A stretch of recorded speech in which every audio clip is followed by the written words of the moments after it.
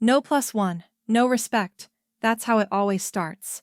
You arrive exactly on time, something your family has always found suspicious. You're not sure why punctuality irritates them, but it does. Maybe it's because it makes you harder to criticize. But they find a way anyway. The moment you step through the arched stone entrance of the wedding venue, your cousin's eyes dart down to your empty hand. No date, no surprise. They smirk. The hostess confirms your name without a smile and gestures toward the furthest table in the back, one of those awkward circular ones with 3 random people you've never met. You know immediately what's happened. Family tables are up front, near the stage. Yours is tucked beside the kitchen doors, right where the staff pushes out trays of overpriced chicken and wilted asparagus. You sit down without protest.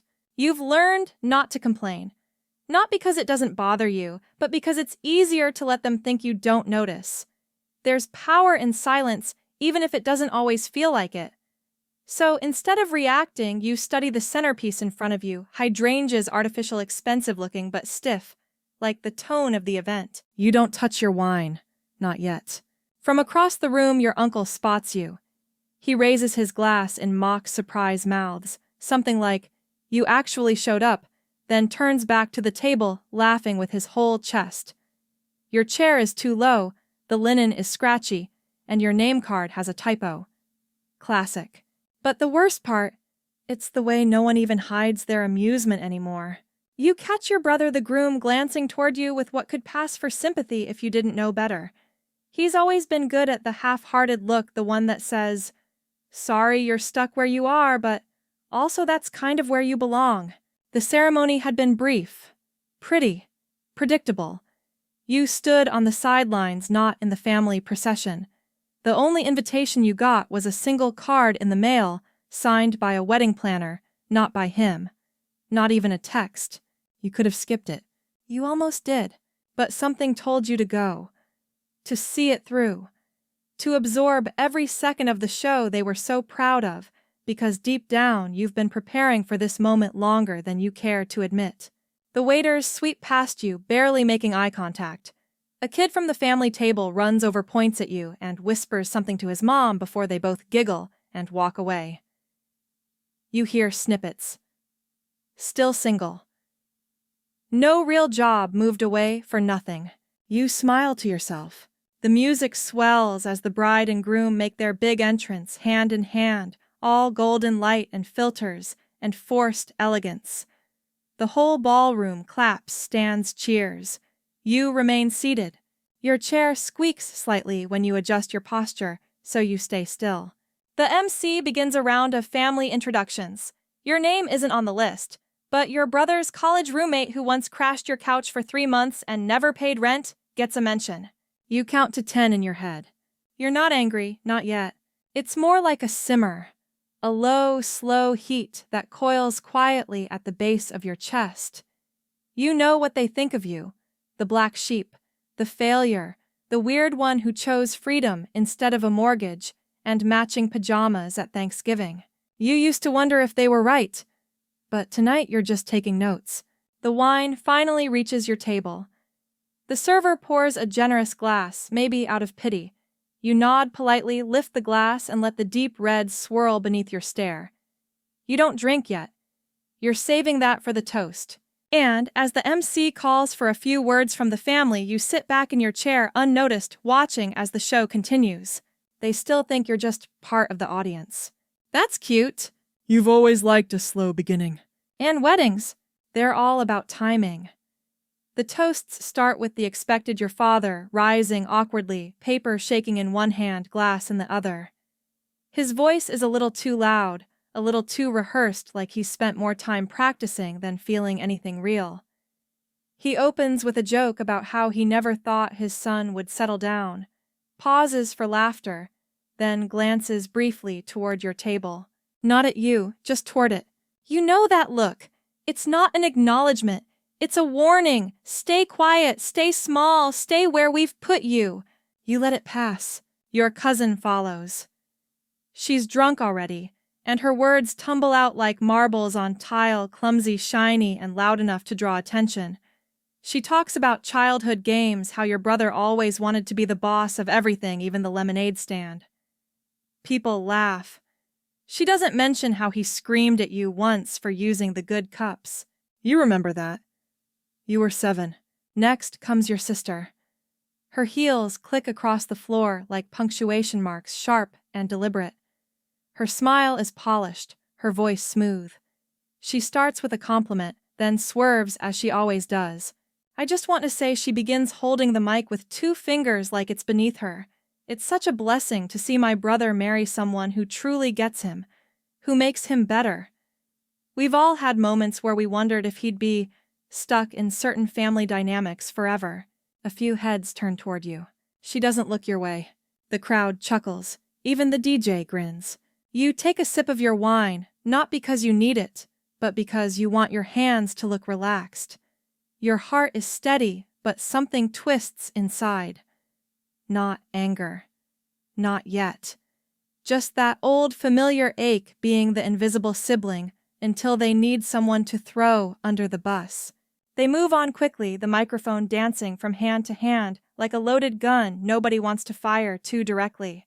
Then your brother stands. You haven't heard him speak to you in nearly a year. Not directly, not kindly. You've exchanged cold nods at holidays, forwarded passive-aggressive emails, and endured the occasional accidental group text. But this is the moment. The crown jewel of public performance. He holds the mic like he's born to it. My wife, he says, pausing to gaze at her, as if he's in a rom-com, has made me the luckiest man alive. And my family, for all its quirks.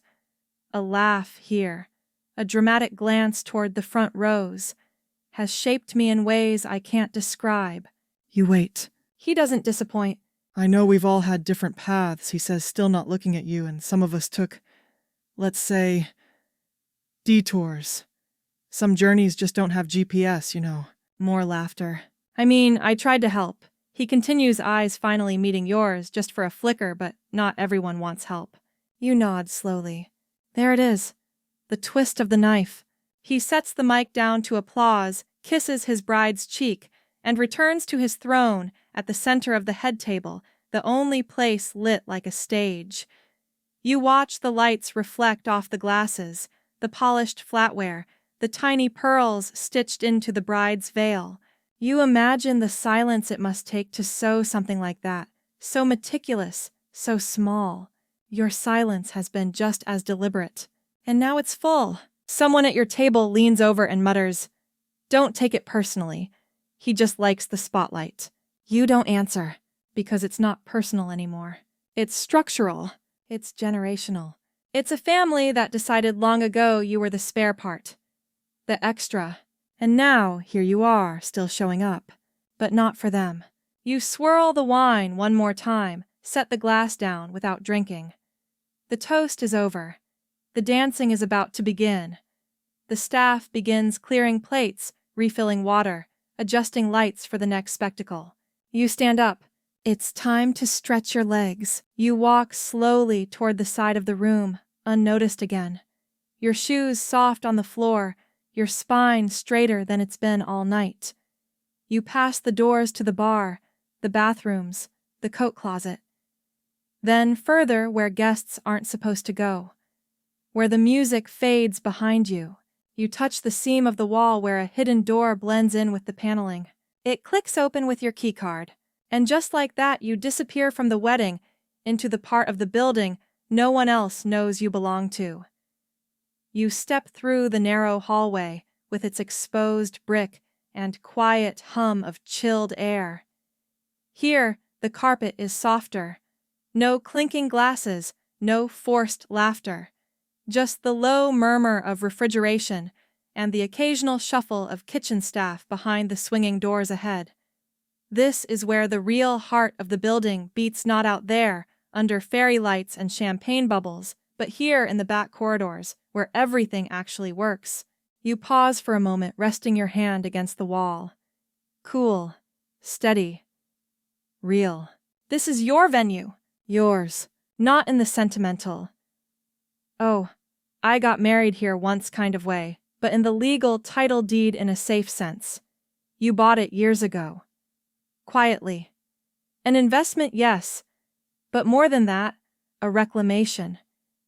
A place where you could build something permanent, something untouched by your family's script. You never told them, never needed to, until now. Back when they called your move out of town a dramatic mistake, you were busy signing mortgage papers and researching zoning laws. When they made fun of your silly little startup, you were negotiating with contractors and branding firms to renovate this old stone property into something modern but timeless. A place that made other people feel important, even if it never made you feel welcome. Not until tonight. You take a breath, then keep walking. Past the staff room, past the service elevator, and through the door marked Private Venue Office. Inside, the lights hum low and warm. The walls are lined with ledgers, framed inspection reports, and a few minimalist black and white photos from events past. You recognize your own handwriting on the checklist taped to the corkboard. Tablecloths pressed. DJ schedule confirmed. Groom's family preferred Pinot Noir. Of course they did. You sit down in the leather chair behind the desk. It still smells faintly of wood polish and ink. Familiar. Grounding. On the desk sits a slim black folder, the contract your brother signed when he and his fiancée booked this place, never realizing who was behind the email alias A. Lane Managing Director. You flip it open, reread the first page. They paid full price. No discount. No favors. You made sure of that. And now, as their laughter echoes dimly from the ballroom beyond the walls, you lean back and realize you're not nervous. Not angry. Just detached. Watching them mock you while they party in your building. It stopped feeling cruel about 5 minutes ago. Now it's just ironic. Dinner had been a test, and they failed. Every last one of them. You recall how your aunt leaned in with her glass clinking, saying, "You'll find your place eventually, sweetie," with that thin smile people reserve for kids and disappointments. How your uncle told someone loudly that you were still figuring it out, and nobody corrected him. Not even your brother. Especially not your brother.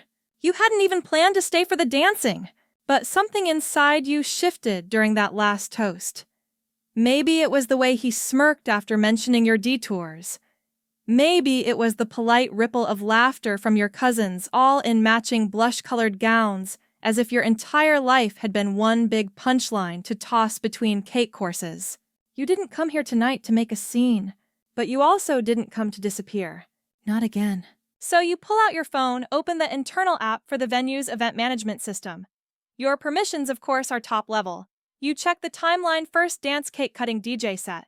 You tap a few options and send a quick message to Marisol, the lead coordinator. Small change to the schedule. I'll explain in person. Please hold transitions. No one questions you. They never do here. You close the app stand and walk back out the way you came, only this time with your shoulders higher, your eyes steady. The lights from the ballroom leak through the crack under the door, flickering slightly, like candlelight from a faraway celebration. You step into that glow again, back into their world. But this time you're not their guest. You're their host. And they have no idea what's coming. She knew you'd come alone. Of course she did. Your sister-in-law had always been good at that sort of thing, predicting people's pain like a weather report. Forecasting discomfort. Engineering it, really. The day the wedding invite arrived, you noticed the wording right away. +1 only available for married guests or immediate family. A rule so oddly specific, so clearly invented to exclude just you. And you remember the phone call that followed. Her voice was all sugar and silk, the kind that hides splinters. "Oh, I hope you don't mind the limited guest policy," she said sweetly. "We just wanted to keep it intimate." You had smiled through the phone. "Of course. Intimate." She laughed lightly. "Besides, I figured you'd be flying solo." Not asking, stating. And now, hours later, you watch her from a shadowed corner of the ballroom, twirling in white and lace glowing with the satisfaction of a plan executed flawlessly. Every detail down to the seating chart had her scent on it. Your table in the back, that was her touch. So was the order of toasts. So was the RSVP omission. She doesn't glance your way. She doesn't need to. From her perspective, you've already lost. And the worst part, it almost worked. You remember how small you felt during the vows, how out of place, like a ghost wandering a set built for someone else's dream. Even now, the music pulses with confidence and cohesion, as if everyone in this room belongs to a single rhythm, and you're just tapping your foot from the outside. But there's something she didn't count on. She built a day designed to exclude you, but she did it inside a building that's legally yours. That miscalculation, that's the crack. And cracks let light in. You walk the perimeter, slowly unseen, but seeing everything. Guests take selfies near the rose arch. A groomsman spills champagne on a rented tux. Your aunt brags loudly about the family's elite connections to someone's date who clearly isn't impressed. All of it feels like theater now. A noisy pageant. And you're backstage with the script. You make your way to the service door again. This time you're looking for Marisol. You find her near the DJ booth clipboard in hand, eyebrows drawn tight with concentration. When she sees you, she breaks into a grin, the kind that says, "Finally, someone who actually knows what they're doing." "Everything all right?" she asks. You nod. "Small change." She holds out the clipboard without hesitation. You scan the timeline. The first dance has just wrapped. Up next, bouquet toss, then speeches from friends, then the open bar extension. You hand it back. "Let's delay the bouquet toss. Pause transitions. I'd like to speak before the dance floor opens." Her eyes widen just a fraction. "Want me to adjust the lighting cues?" You smile. "Please." She doesn't ask why. That's the nice thing about owning something. People learn to trust your decisions without needing the backstory. You thank her and return to the edge of the dance floor. The music dips into a softer interlude, the kind that lets guests catch their breath and refill their glasses. You stand beneath one of the wrought iron sconces and let the flickering shadows play across your face. Across the room, your brother is laughing with a group of cousins. His bride has disappeared into a sea of compliments and camera flashes, and still no one has looked for you. You were right to sit quietly, to let them enjoy their fun, but you've had your fill of invisibility. You feel your phone buzz. A text from Marisol. "Mike will be ready in 2. DJ standing by." You inhale slow and deep. You walk. Step by step, toward the DJ booth, toward the circle of noise, toward the beating heart of this carefully orchestrated evening. You can feel your pulse calm with every step. This is not revenge. It's reclamation. This is the moment you take back the narrative, not with volume or vengeance, but with clarity. The DJ catches your eye, tilts his head. You nod, and the music fades. There's a pause in the room, soft and fluttering, like the collective hush of people trying to figure out what just changed. The music stops mid-beat. The dance floor scattered with sparkles and heels stills. Glasses hover in the air. Heads turn slowly, curiosity blooming like a ripple across the polished marble. You step forward. No spotlight follows you. No dramatic soundtrack plays. But the silence carries weight. It wraps around you like velvet. For the first time all night, every eye lands on you and stays there. The DJ hands you the mic with a quiet nod. You don't say hi. You don't clear your throat. You just begin. I'll be brief. A few people exchange puzzled glances. They're not sure who gave you permission to speak. They're not even sure who you are, some of them. That's fine. Let the confusion warm the air a little. You smile gently without sharpness. "I wasn't planning on saying anything tonight," you say. "In fact, I was hoping to sit quietly, enjoy the view, and let the evening pass like a cloud." You take a step forward.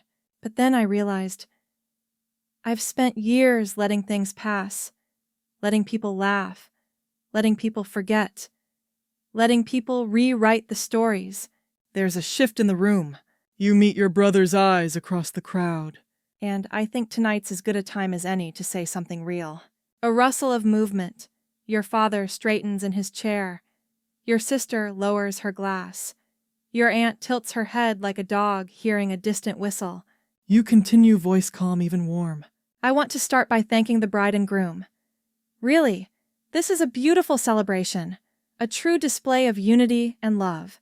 You turn toward your sister-in-law. Her smile is polite, barely. I especially want to thank you for your meticulous planning, every detail perfectly in place, every name exactly where you wanted it. I admire that kind of precision. A few chuckles escape nervously. People aren't sure if this is sarcasm or sincerity. You let it hang. But there's something you all didn't know. Something small, simple. Your fingers rest lightly on the microphone. Your other hand stays by your side. I own this venue. And just like that, the room goes still, not gasping, not chaotic, just frozen. You let the words sink in like water soaking through paper. I bought this place 3 years ago. Quietly. Under a business name most of you have never heard. Renovated it. Restored it. Built something here I believed in, even when no one believed in me. Now you let your voice harden, just a hair enough for the truth to echo. Some of you mocked me tonight. Some of you always have. For not fitting into the roles you wrote for me. For not showing up the way you expected. For not living my life the way you wanted. You take another step forward. The floor doesn't creak. The lights hum above. I let you think I was invisible. I let you push me to the back of the room, to the edge of the family. I let you believe that silence was weakness. A pause. And maybe it was, but tonight it's not. There's no applause. Not yet. Just a slow unraveling in people's faces. Realization settling like fog. Your brother is still staring, mouth parted, his expression unreadable. His bride, no longer smiling, suddenly looks much younger. You nod once. I don't need your congratulations, or your approval. I didn't come here to be seen. You smile soft again. I came here to remember what it feels like to stand in my own name. And tonight, I have. You hold the mic out to the DJ without a flourish. He takes it with both hands, slowly, like it might explode. And without another word, you walk. Not back to your seat. Not toward the family table. You walk toward the exit. One smooth, silent step after another. Not rushing. Not looking back! You don't slam the door behind you! That's not your style. You slip out quietly like a breeze through curtains, like someone who was never truly part of the celebration to begin with. The heavy wooden doors close behind you, with a soft click sealing in the confused whispers, the stunned silence, the beginning of what will become one of those stories they'll rehash for years, but never fully understand. You step into the cool night air, your breath steady, shoulders relaxed. The sky stretches above in dark velvet sprinkled with stars. The kind of stars that don't sparkle for effect, they just exist, bold and distant, unapologetic. You walk slowly down the stone steps, heels clicking in the rhythm of someone with nothing left to prove. Your phone buzzes once. You ignore it. Let them sit with the silence a while. Back inside, you know the machine is scrambling. Your father is probably leaning into your brother, demanding, "Did you know about this?" Your sister-in-law is blinking rapidly mentally, flipping through guest lists and contracts, trying to remember where the mistake happened. And your brother, well, he's likely still sitting there, face blank, playing that last toast back in his mind, like a tape stuck in rewind. You don't envy him. You don't hate him either. You just don't owe him anything anymore. That thought lands gently like a feather on water. Not cruel, not sharp, just true. You reach the parking lot and pause, letting the soft wind lift the hem of your jacket. Somewhere in the distance, a car door slams. A laugh echoes from someone who hasn't heard what just happened inside. The world spins on. It's strange, isn't it? For so long, your identity was wrapped in that family's opinions, their jokes, their seating charts. You learned to measure your worth by how close you were allowed to sit, by how often your name made it into the speech, by how warmly or not they introduced you to strangers. You tried to be easy, polite, accepting. But politeness, when weaponized, becomes a trap. You smile and nod while they chip away at you, just enough to leave dents, but not enough to leave bruises. And if you ever say that hurt, they call you sensitive, dramatic, ungrateful. You know that game. You played it long enough to become a master. But tonight you flipped the board. You didn't need to yell. You didn't need to humiliate. You just told the truth. Calmly, simply, and walked away. That's power. Not revenge, not malice, just clarity. You fish your keys from your pocket, press the unlock button. The car chirps softly in the darkness. You slide into the driver's seat. Exhale slowly. Inside, the faint scent of lavender from that old air freshener makes the air feel safe. Your phone buzzes again. You glance down. 2 missed calls from your brother. 1 text, "Can we talk?" You stare at the screen, then place the phone face down on the passenger seat. Not out of spite, just because the answer is already clear. You don't need a post-mortem. You lived it. All of it. And now, you're done performing. You start the car. The engine hums to life low and even. The headlights illuminate the gravel in front of you. For a moment you sit there, hands resting on the wheel, letting the moment settle into your chest. It doesn't feel triumphant. It feels whole, complete. You don't know what happens next. You don't know if they'll apologize or if the group texts will just grow quieter, colder. Maybe they'll reframe tonight into a story where you were rude or ungrateful or unhinged. That's fine. Let them build their myths. You've got the deed. And more importantly, you've got your name back. Not the version they used when joking behind your back. The real one. The one that signs contracts, builds businesses, and decides when to leave a party, not because they're unwelcome, but because they've finally decided to go. You drive with the windows cracked, letting the air curl through your fingers, letting the night cool what little heat still lingers in your chest. You're not angry anymore, not really. What you feel now is something else, something quieter. Like standing at the edge of a lake after a storm, seeing the ripples finally still. The road winds out of town, past the edge of the venue's property, past the familiar turnoffs to childhood memories, none of which feel like yours anymore. Every landmark seems smaller, every corner more harmless than you remembered. The past, it turns out, has a way of shrinking the further you move away from it. You pull into a gas station not because you need fuel, but because you need a moment. Something mundane, something grounding. Inside, the cashier barely glances at you. You buy a bottle of water, a pack of gum, and one of those little tins of mints that rattle softly in your palm. No one recognizes you. No one points or whispers or asks about your family. You're just another person passing through under fluorescent lights and late-night radio. You sit in your car, water bottle cold against your palm, and let your thoughts drift. You think of the first time they made you feel like you didn't belong. It wasn't even dramatic. Just a dinner long ago when you tried to talk about something you were excited about, some art project, some small business idea, and someone said, "That's cute," and changed the subject. Everyone followed. You stayed quiet. That was the beginning. 1,000 little cuts after that. None deep enough to make a scene, but all sharp enough to leave a mark. They told you you were difficult, too intense, too sensitive, not serious enough, not responsible enough, not enough. So you stopped sharing, stopped showing up, stopped offering up pieces of yourself to be reshaped and handed back as punchlines. And still they laughed about you. Until tonight. You tapped the bottle cap against your knee, remembering your brother's face, how it froze when you said, "I own this venue." How the smile dropped from your sister-in-law's lips like a ribbon coming undone. How the crowd, once so loud and smug, couldn't think of a single thing to say. You hadn't planned the mic drop. You hadn't needed to. Truth doesn't need rehearsal. You wonder what they're doing now.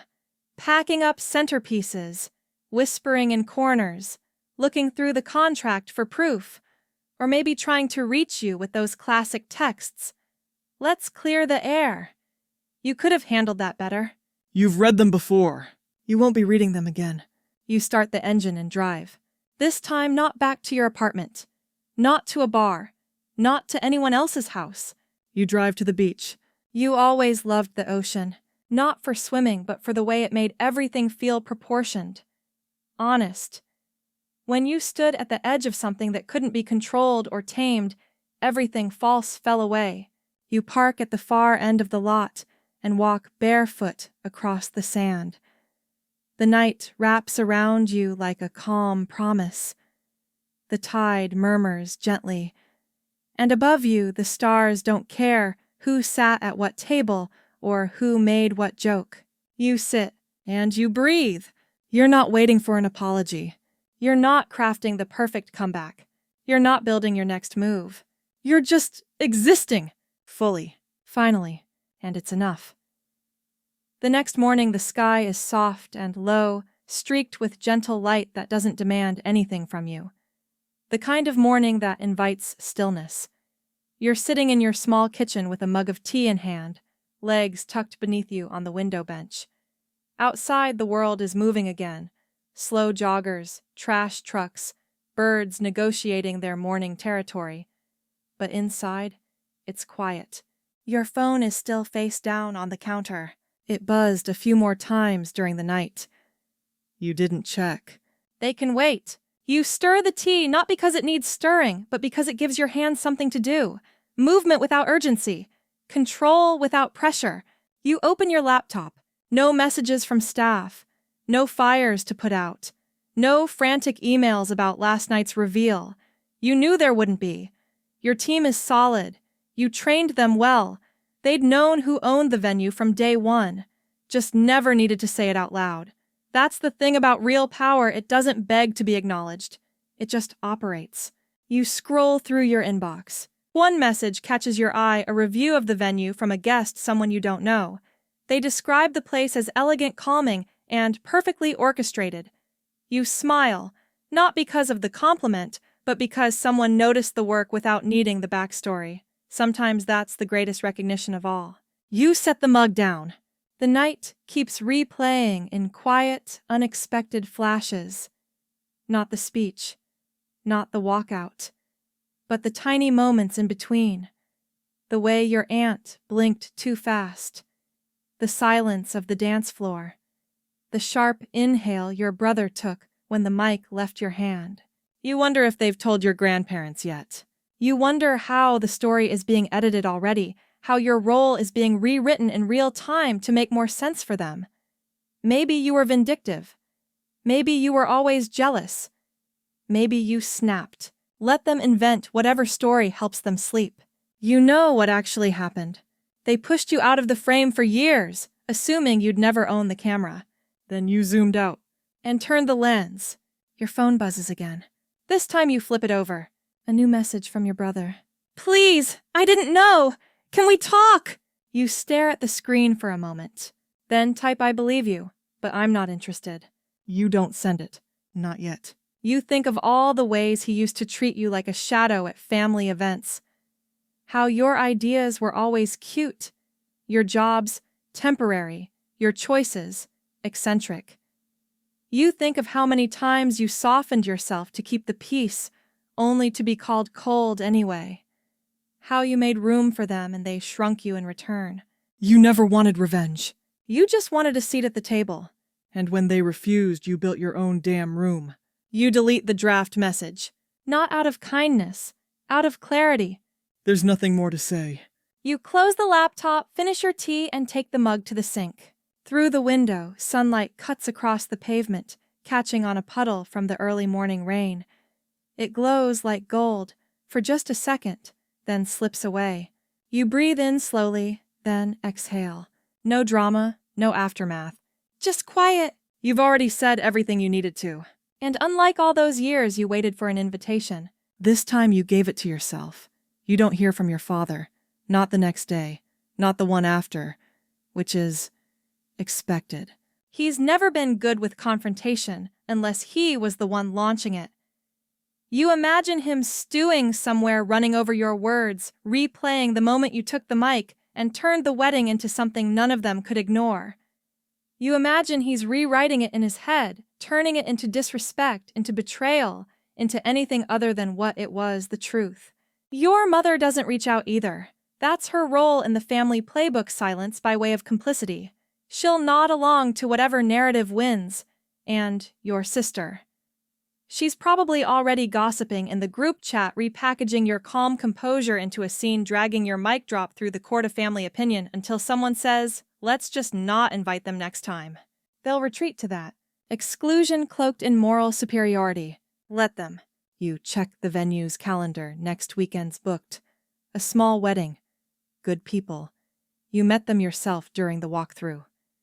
The bride cried when she saw the ceremony garden.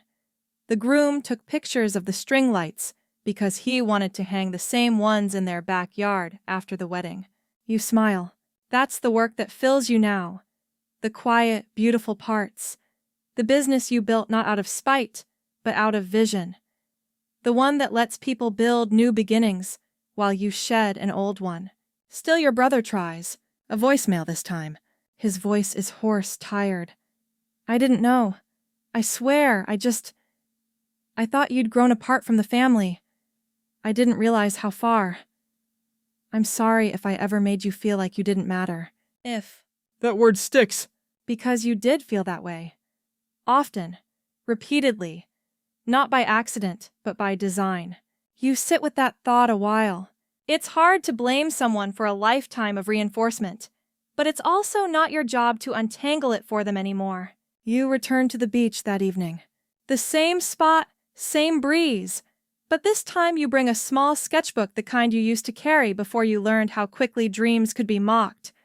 You run your fingers along the spine before flipping it open and pressing pencil to paper. You draw what the venue looked like before the renovations, when you first walked into it, and saw not what it was, but what it could become. The cracked tiles, the water-stained ceiling, the sad excuse for a bridal suite. You remember walking through it alone with the realtor, feeling the echoes in the halls, feeling your chest expand, not with fear, but with certainty. You didn't know much back then, but you knew you could bring it back to life. You sketched the ballroom next. The same one you stood in 2 nights ago, but stripped of its chairs, its linens, its manufactured celebration. Just the bones of the room, the windows, the symmetry, the space that felt somehow sacred. Then you draw yourself, small in the frame, but standing tall, not because anyone's watching, because you're no longer hiding. You close the book, look out at the water. Somewhere behind you, your brother's voice exists in digital form, waiting to be replayed, waiting for a response. But out here, none of it matters. The tide doesn't care about microphones or monologues or missed invitations. It moves, it returns. And so do you. Not to them. To yourself. You pull your jacket closer as the wind picks up. A peace settles into your chest deeper than the satisfaction of a well-timed truth. It's the kind of peace that doesn't need to be performed. That doesn't ask for acknowledgement. That exists even when no one's watching. Especially then. Days pass. Then a week. And for the first time in what feels like years, you don't feel like you're bracing for something. Some text, some snide comment, some subtle dig served cold at a family gathering. The usual storm never comes. Just a strange, serene quiet. It's not the silence of being forgotten. It's the silence of no longer needing to be remembered. You find yourself breathing easier, sleeping deeper, laughing at things that aren't connected to proving a point. You stop checking your phone as often. You don't rewatch the mental footage of the wedding. You already lived it. You don't need reruns. The venue has moved on too. Another wedding, another couple, another story being written on the same polished floor. And you walk the perimeter that evening, clipboard in hand, helping the team reset the lighting, offering soft encouragement to a nervous maid of honor practicing her speech. You listen to the string quartet warming up, and this time when they strike the first notes, you don't think about who isn't texting. You think about the work, the craft, the small things you built with patience when no one was paying attention. After the last guest leaves, you lock the front door yourself. Not because you have to, but because it feels good to finish something. And then one morning another message arrives. Not from your brother this time. From your sister-in-law. Just 3 words: I misjudged you. That's it. No punctuation. No follow-up. You read it once, twice. You tilt your head like it might sound different at a new angle. You don't feel anger. Not even surprise. Just closure. Not the dramatic kind. Not the kind that comes with tears and table-slapping revelations. Just the gentle closing of a book you never wanted to finish, but now know you're done reading. You don't reply. You don't need to. A month later, a wedding inquiry comes through your inbox. Last name familiar, one of your cousins, not immediate family, someone on the edges of the family tree. They want to book the venue. They gush about the photos they saw online, about how perfect the ballroom looked that night. They don't mention your name. They don't realize who they're writing to. You sit with it for a minute, then respond as A. Lane, managing director, just as you always do. Professional, warm, clear. No discount offered. And when the deposit comes through, you file it away with the others. Another story. Another chapter. But this time, not one you're forced into. One you choose. And as the sun dips behind the rooftops outside your office window, you close your laptop, sip your tea, and smile, not because it all turned out perfect, but because for once it was yours. The mic. The moment. The silence after. All of it. Yours. So now you breathe. You breathe without waiting for the next interruption. Without wondering what role you've been quietly cast in this time. Without carrying the weight of other people's expectations dressed up as care. You're not angry. You're not triumphant. You're something softer. Something steadier. Free. The truth is, no one tells you how liberating it can be to stop trying to win a seat at a table that was never built to include you. To realize you were never meant to play by their rules because you were never meant to lose your voice to keep peace that only ever served them. You didn't shatter the night. You just made it honest. And now, without needing to be seen, you are finally visible to yourself. The silence in your life isn't empty anymore. It's restful, spacious, kind.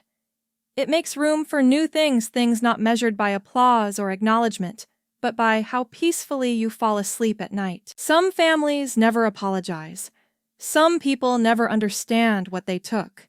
But you've stopped waiting for both.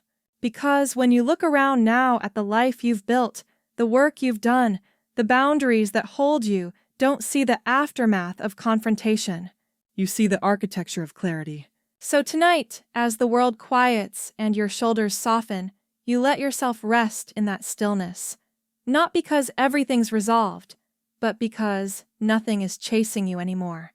Not their voices, not their judgment, not even the ache to be included. Some nights just lying still and breathing softly is enough to return home to yourself.